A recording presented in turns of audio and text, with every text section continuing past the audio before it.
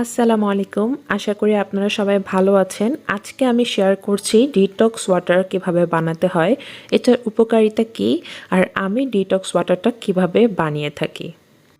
আমি এখানে 1 লিটারের একটা বোতল নিয়ে নিয়েছি এবং এটার মধ্যে দিয়ে দেব আদা, লেবু এবং দিয়ে দিচ্ছি শসা। এখন এগুলোকে আমি খুব ভালো করে ধুয়ে নিয়েছি। এখন সবগুলো ভালো করে কেটে নিচ্ছি। এখানে নিয়ে নিচ্ছি আদা।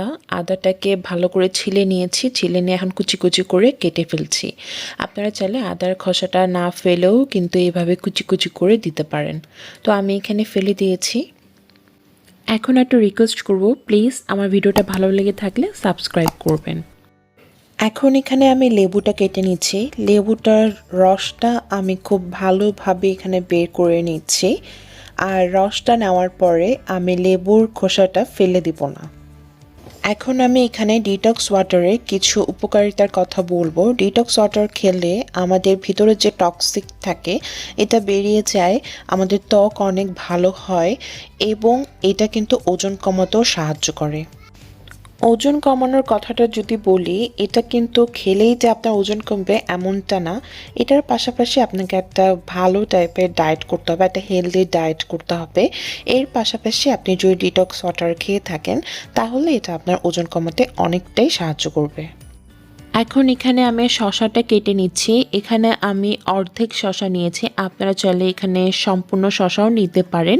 আমি এখানে কুচি কুচি করে কেটে দিচ্ছি। আপনারা চাইলে এটা বিভিন্নভাবেই কাটতে পারেন। লম্বা করেও কাটতে পারেন, গোল গোল করেও কাটতে পারেন।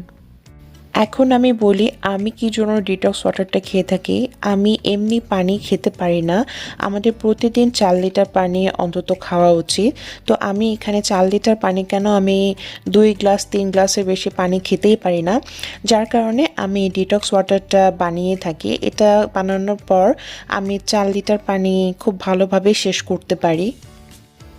একটা কথা এখানে বলে রাখা ভালো, আমি যে বোতলটা নিয়েছি এটা হচ্ছে 1 লিটারের বোতল।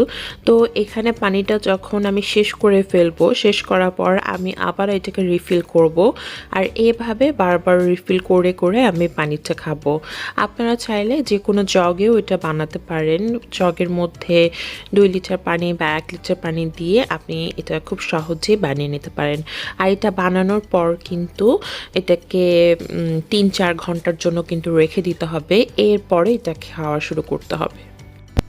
এখন আমি এখানে আদা, শসা এবং লেবুর খোসাটাকে বোতলের মধ্যে ঢুকিয়ে নিচ্ছি। আর এখন দিয়ে দিচ্ছি লেবুর রস। আপনারা চাইলে কিন্তু এখানে পুদিনা পাতাও দিতে পারেন, বাট আমার পুদিনা পাতার ফ্লেভারটা ভালো লাগে না, যার কারণে আমি এখানে পুদিনা পাতা দিইনি। এখন এখানে আমি দিয়ে দিচ্ছি 2 চা চামচের মতো চিয়া সিড। এখন দিয়ে দিচ্ছি এখানে অল্প পরিমাণ পিঙ্ক সল্ট। আপনাদের যাদের মাথা ঘোরার সমস্যা আছে বা বসা থেকে ওঠার পরে মাথা চক্কর দেয়, আপনারা কিন্তু পানির সাথে অল্প পরিমাণ পিঙ্ক সল্ট মিশিয়ে খেতে পারেন। এটা খেলে আপনাদের ওই সমস্যাটা চলে যাবে।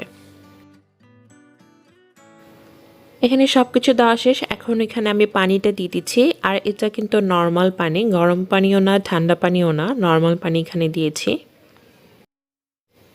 এখন আমি এটাকে 3-4 ঘন্টার জন্য রেখে দেব। রেখে দেওয়ার পর আমি পানিটা খাওয়া শুরু করব। এরই মধ্যে শসা, আদা, লেবুর সব গুণাগুণ এই পানির মধ্যে চলে আসবে। আর পানিটা শেষ হয়ে গেলে আমি আবার এই পানিটা ভরে দেব। ভরে আবার আমি খাওয়া শুরু করব। এখানে একটা কথা বলে দিই, আপনারা চাইলে কিন্তু বিভিন্নভাবেই ডিটক্স ওয়াটার বানাতে পারেন। আপনারা চাইলে এখানে গাজরও ব্যবহার করতে পারেন, মালটা যে আছে মালটার খোসাটাকেও এখানে ব্যবহার করতে পারেন, মালটার জুসটাও এখানে ব্যবহার করতে পারেন। এভাবেও কিন্তু আপনারা ডিটক্স ওয়াটার খুব সহজে বানিয়ে খেতে পারেন। আজকে ভিডিওটা এখানেই শেষ করছি। আপনারা সবাই ভালো থাকবেন, সুস্থ থাকবেন, আমাদের জন্য দোয়া করবেন। আশা করি আপনাদের কাছে ভিডিওটি ভালো লেগেছে। আল্লাহ হাফেজ।